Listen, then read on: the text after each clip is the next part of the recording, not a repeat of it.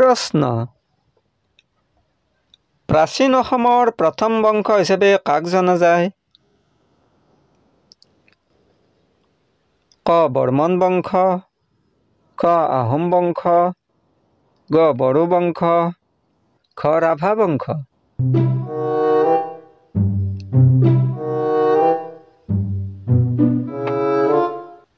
উত্তৰ ক বৰ্মন বংশ।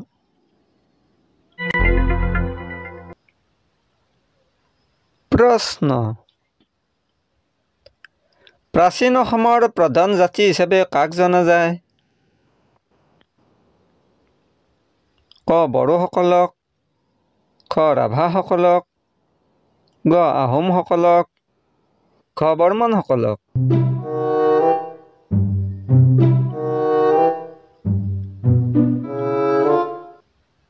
উত্তৰ গ আহোমসকলক।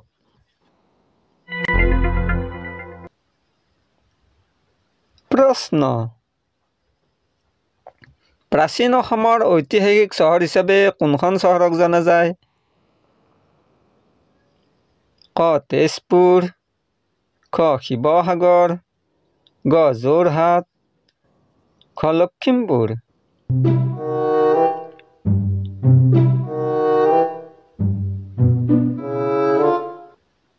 উত্তৰ খ শিৱসাগৰ।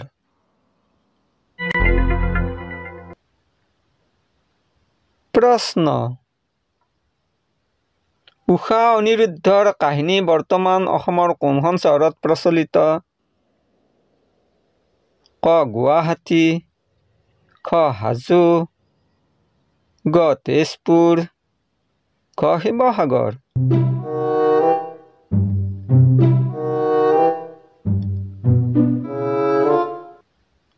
উত্তৰ গ তেজপুৰ।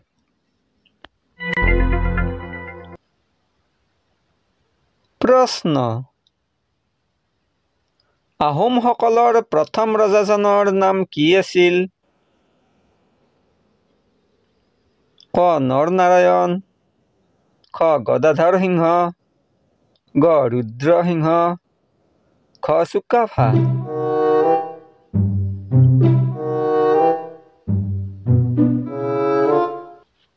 উত্তৰ খ চুকাফা।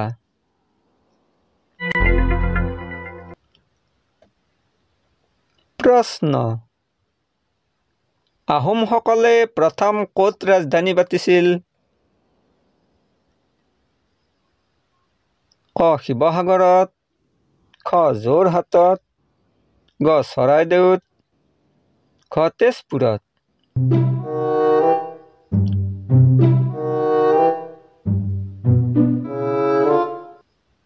উত্তৰ গ চৰাইদেউত।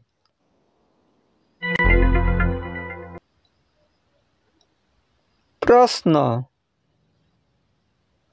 হেম সৰস্বতীয়ে ৰচনা কৰা গ্ৰন্থখনৰ নাম কি? ক ৰাম বিজয়, খ প্ৰহ্লাদ চৰিত, গ ৰুক্মিণী হৰণ, খ পাৰিজাত হৰণ।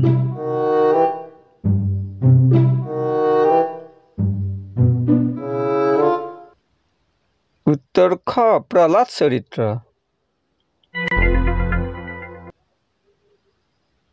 প্ৰশ্ন কোনজন পণ্ডিতে দুৰ্লভ নাৰায়ণক এজন শ্ৰেষ্ঠ ৰজা বুলি কৈছিল? ক ৰত্ন সৰস্বতীয়ে, খ হেম সৰস্বতীয়ে, ক শংকৰদেৱে, খ মাধৱদেৱে।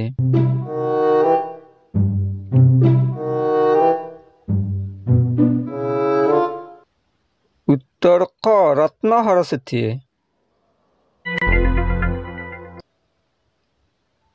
প্ৰশ্ন প্ৰাচীন কামৰূপ ৰাজ্যৰ ৰাজধানী ক'ত আছিল? ক হাজোত, খ বিজয়নগৰত, গ উত্তৰ গুৱাহাটীত, খ পাণ্ডুত।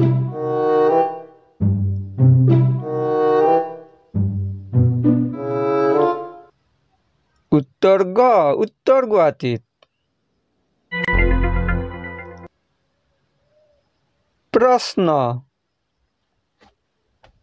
কোনজন ভুৱা ৰজাই কমতাপুৰ ৰাজ্য হস্তগত কৰিছিল?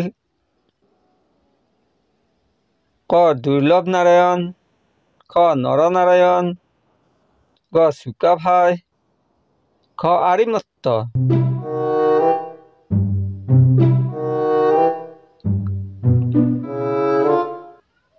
উত্তৰ খ. আৰিমত্ত ৰজাই।